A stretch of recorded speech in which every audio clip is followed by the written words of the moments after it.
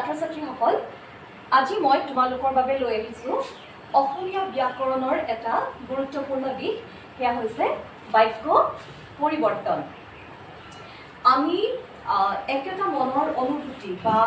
এটা ভাৱ বা একেটা চিন্তাধাৰাক আমি কিদৰে বেলেগ বেলেগ বাক্যৰ দ্বাৰা বেলেগ বেলেগ ধৰণে উপস্থাপন কৰিব পাৰোঁ অথচ মূল চিন্তাধাৰা কিন্তু একেটাই সেই চিন্তাধাৰা বা সেই ভাৱক আমি কিদৰে বেলেগ বেলেগ ধৰণে প্ৰকাশ কৰিব পাৰোঁ সেই কথাখিনি জানিবলৈ আজি মই এই বিষয়টো তোমালোকৰ বাবে লৈ আহিছোঁ এতিয়া প্ৰথম তোমালোকে এই বাক্য মই তৰা চিনৰ সহায়ত তিনিটা বাক্য দেখুৱাইছোঁ সেই তিনিটা বাক্যলৈ তোমালোকে মন কৰা প্ৰথম বাক্যটো হৈছে চিকিৎসা কৰিলেও তেওঁৰ অসুখ ভাল হোৱা নাই এটা তেনেই সহজ বা সৰল বাক্য কোনো জটিলতা নাই তাত এটা কৰ্তা আছে আৰু এটা ক্ৰিয়া আছে চিকিৎসা কৰিলেও তেওঁৰ অসুখ ভাল হোৱা নাই অৰ্থাৎ এটা একেবাৰে চুটি বা চমু বাক্য দ্বিতীয় বাক্যটোলৈ মন কৰা যদিও তেওঁ চিকিৎসা কৰিছে তথাপি তেওঁৰ অসুখ ভাল হোৱা নাই আমি দেখিছোঁ ওপৰৰ বাক্যটোৰ লগত ভাৱটো কিন্তু একেটাই এজন মানুহে চিকিৎসা কৰিছে কিন্তু তেওঁৰ অসুখ তেতিয়াও ভাল হোৱা নাই ভাৱটো একেটাই কিন্তু সেই একেটা ভাৱ যদিও ওপৰৰ বাক্যটোৰ লগত এই বাক্যটোৰ লিখাৰ যিটো প্ৰকাশভংগী সেই প্ৰকাশভংগীটো কিন্তু বেলেগ হৈ গৈছে ইয়াত আমি লিখিছোঁ যে যদিও তেওঁ চিকিৎসা কৰিছে তথাপি তেওঁৰ অসুখ ভাল হোৱা নাই আমি ওপৰৰ বাক্যটোতকৈ এই বাক্যটোক আমি অকণমান দীঘলীয়া কৰিলোঁ আৰু সেই দীঘলীয়া কৰিবলৈ যাওঁতে আমি তাত দেখিছোঁ যে দুটা বিশেষ শব্দ আমি ইয়াত ব্যৱহাৰ কৰিছোঁ সেইকেইটা হৈছে আমি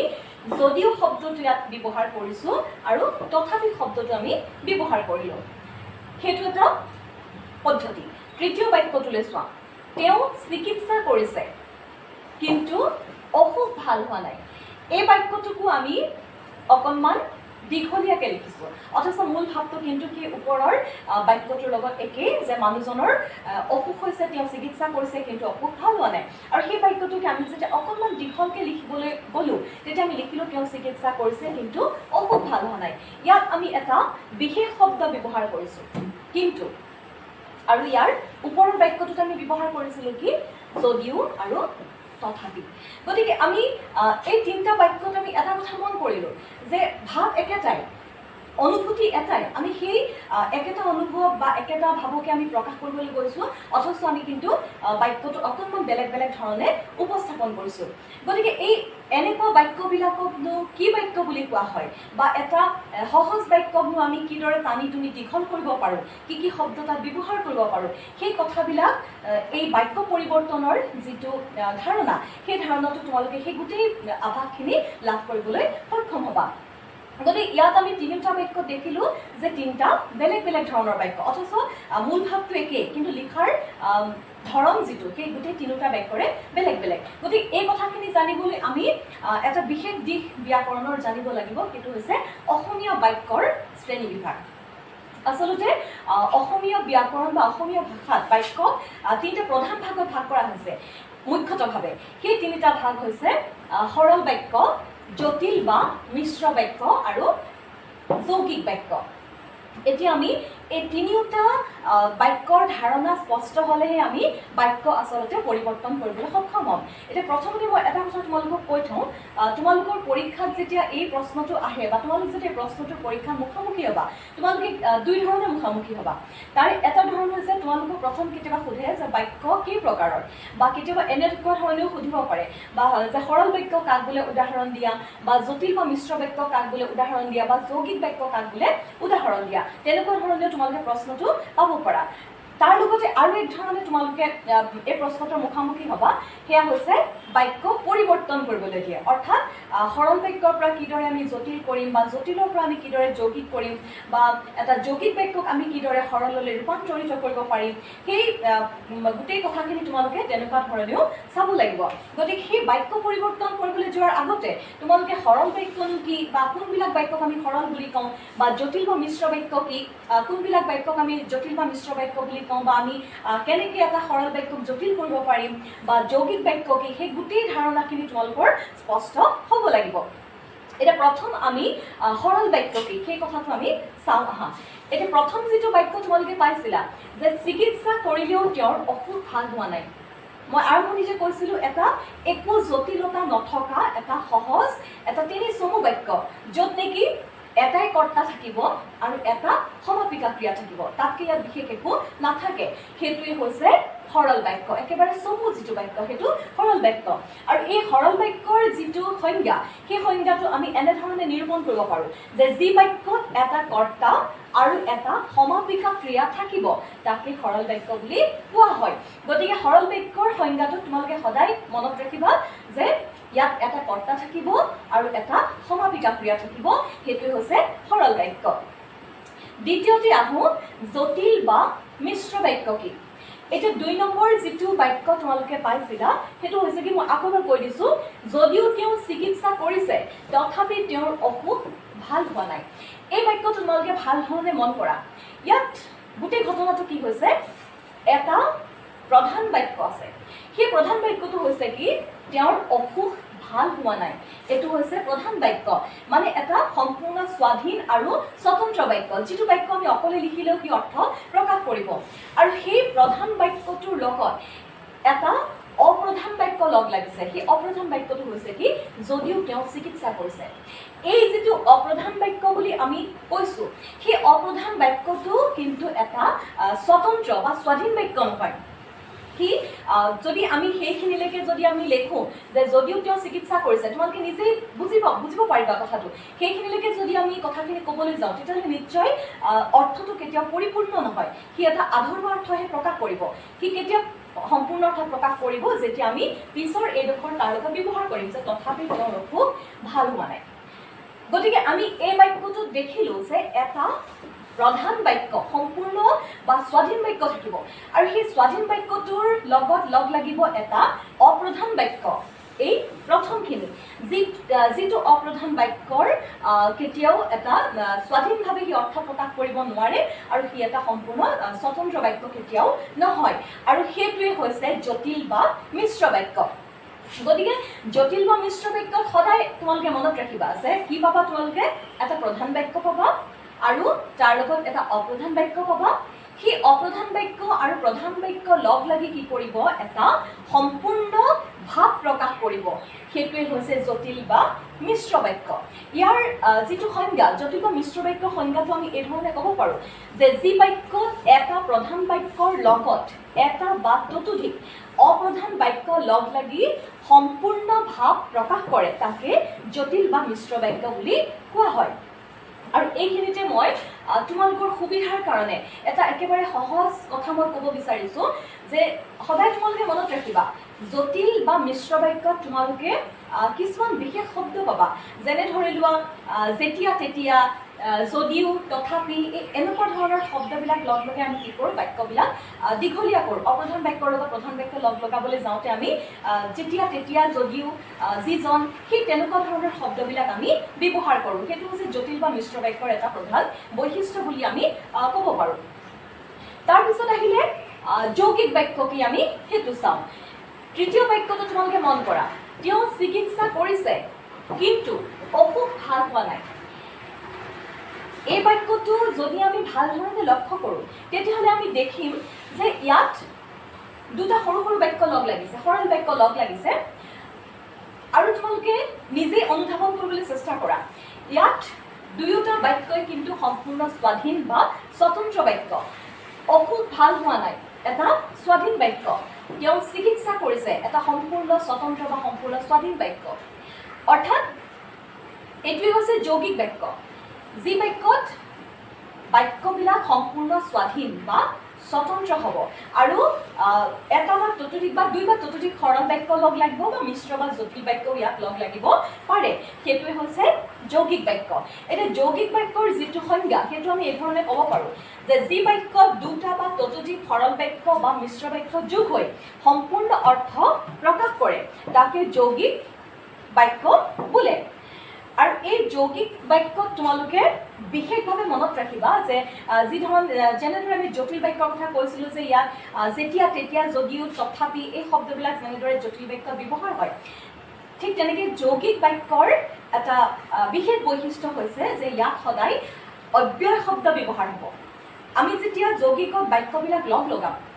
তেতিয়া সদায় আমি কিহেৰে লগ লগাম তাত অব্যয় শব্দ সংযোগ কৰিম আৰু তোমালোকৰ সুবিধাৰ্থে মই তাতকৈ সহজ কৰি কথাটো কওঁ যে অব্যয় শব্দ বহুত শব্দ আছে আৰু সেই বিভিন্ন অব্যয় শব্দবিলাকৰ ভিতৰত আৰু কিন্তু এই দুটা শব্দ বিশেষভাৱে তোমালোকে মন কৰিবা কাৰণ তোমালোকে পৰীক্ষাত যিবিলাক বাক্য পাবা সেই বাক্যবিলাকৰ প্ৰায়বিলাকে আচলতে আৰু কিন্তু সেই দুটাৰ ভিতৰতে ব্যৱহাৰ কৰিব পৰাকৈ সাধাৰণতে দিয়া দেখা যায় গতিকে যৌগিক বাক্য হৈছে সেইবিলাক য'ত দুটা বা ততোধিক সৰল বাক্য লগ লাগিব বা জটিল বা মিশ্ৰ বাক্য লগ লাগিব পাৰে লগ লাগি সম্পূৰ্ণ অৰ্থ প্ৰকাশ কৰিব আৰু ইয়াত যিবিলাক বাক্য ব্যৱহাৰ হয় প্ৰত্যেকটোৱে একো একোটা স্বতন্ত্ৰ বা স্বাধীন বাক্য আৰু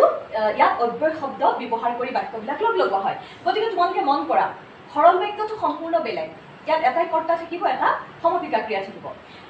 জটিল বা মিশ্ৰ বাক্য আৰু যৌগিক বাক্য এই দুটাৰ মাজত আমি এটা বিশেষ পাৰ্থক্য দেখা পালোঁ সেই পাৰ্থক্যটো কিন্তু তোমালোকে বুজিব লাগিব কাৰণ যেতিয়া এটা বাক্য তোমালোকক দিয়া হয় সৰল বাক্যটো আমি নিৰ্ধাৰিত সৰল বাক্য আমি চিনি পাম কিন্তু কেতিয়াবা কি হয় ছাত্ৰ ছাত্ৰীয়ে চিনাক্তকৰণ কৰাত ভুল কৰে যে জটিল বাক্য কোনটো বা যৌগিক বাক্য কোনটো তোমালোকে সেই কথাটো অতি সহজে বিচাৰি উলিয়াব পাৰিবা মই আকৌ কৈছোঁ যেতিয়া বাক্যটো তোমালোকে পঢ়িবা পঢ়োঁতে তোমালোকে মন কৰিবা যে তাত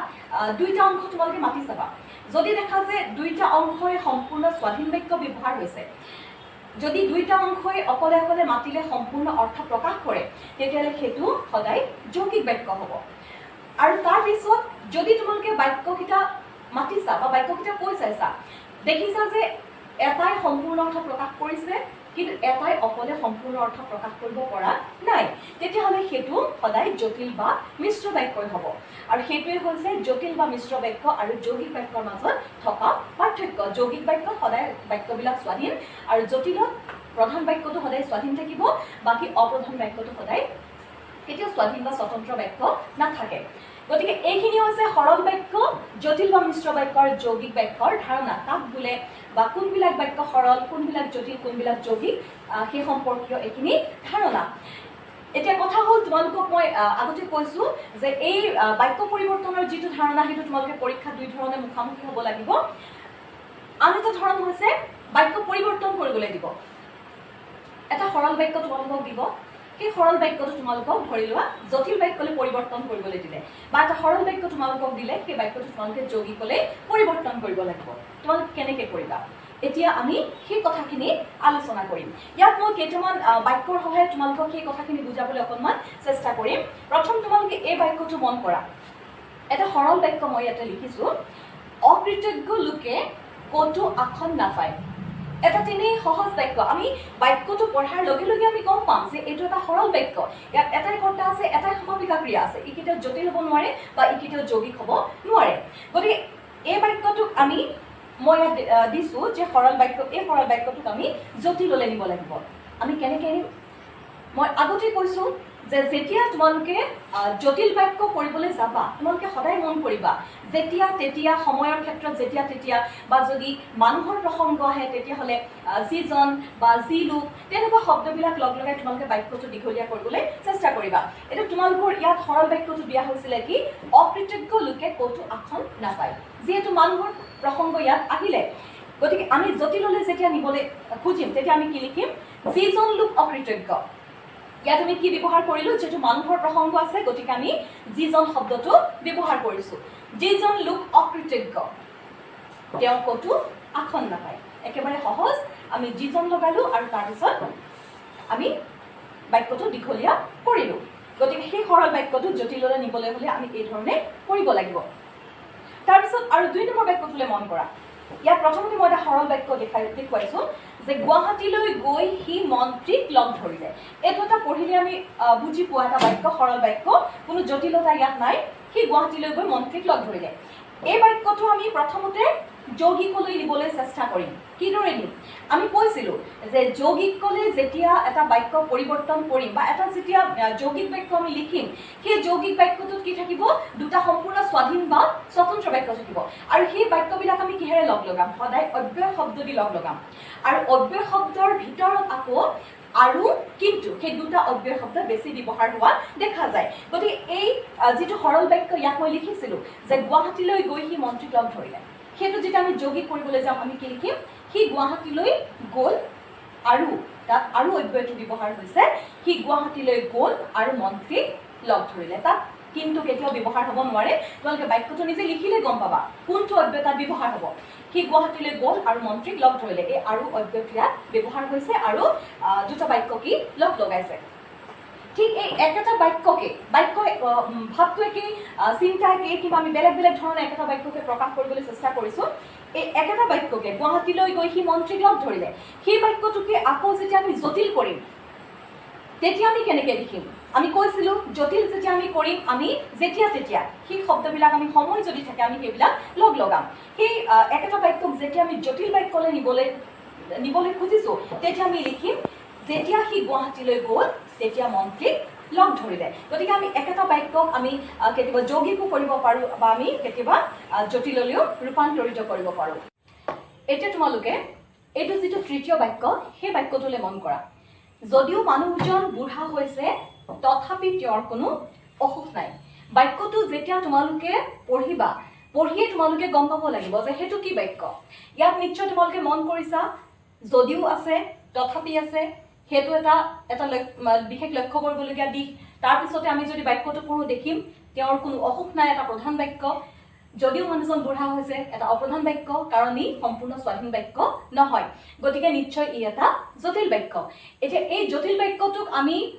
যৌগিকলৈ পৰিৱৰ্তন কৰিব লাগে আমি কেনেকৈ কৰিম একে আমি বাক্যটো দীঘলকৈ লিখিব লাগিব কিন্তু যেতিয়া আমি যৌগিকলৈ নিম আমি বাৰম্বাৰ কৈছোঁ যে যৌগিকলৈ ৰূপান্তৰিত কৰিবলৈ হ'লে আমি কি ব্যৱহাৰ কৰিম সদায় অব্যয় শব্দ ব্যৱহাৰ কৰিম আৰু সেই অব্যয় শব্দ হৈছে হয় আৰু নহয় কিন্তু বা আন কিছু শব্দ আছে কিন্তু বেছিভাগ আৰু কিন্তুৱে ব্যৱহাৰ হয় গতিকে এই বাক্যটোক যেতিয়া আমি যৌগিক কৰিবলৈ গ'লোঁ তেতিয়া আমি লিখিব লাগিব যে মানুহজন বুঢ়া হৈছে কিন্তু কোনো অসুখ নাই অৰ্থাৎ এই বিশেষ যিটো শব্দ কিন্তু এটা অব্যয় শব্দ সেই অব্যয় শব্দটো লগ লগাই আমি এই বাক্যটোক যৌগিক কৰিলোঁ চতুৰ্থ বাক্যটোলৈ মন কৰা যিসকলে ভালদৰে কিতাপ পঢ়ে তেওঁলোকে জ্ঞান অৰ্জন কৰিব পাৰে বাক্যটোৱে কয় সেইটো কি বাক্য নিশ্চয় সি এটা জটিল বাক্য কাৰণ একেটা ঘটনাই আমি দেখিছোঁ যে যিসকলে ভালদৰে কিতাপ পঢ়ে সেইখিনিলৈকে এটা সম্পূৰ্ণ স্বতন্ত্ৰ বা স্বাধীন বাক্য নহয় তাৰ পিছৰ ডোখৰহে এটা স্বাধীন বাক্য যে তেওঁলোকে জ্ঞান অৰ্জন কৰিব পাৰে গতিকে যিহেতু ইয়াতে এটা স্বাধীন নোহোৱা বাক্য বা অপ্ৰধান বাক্য আমি পাইছোঁ গতিকে নিশ্চয় ই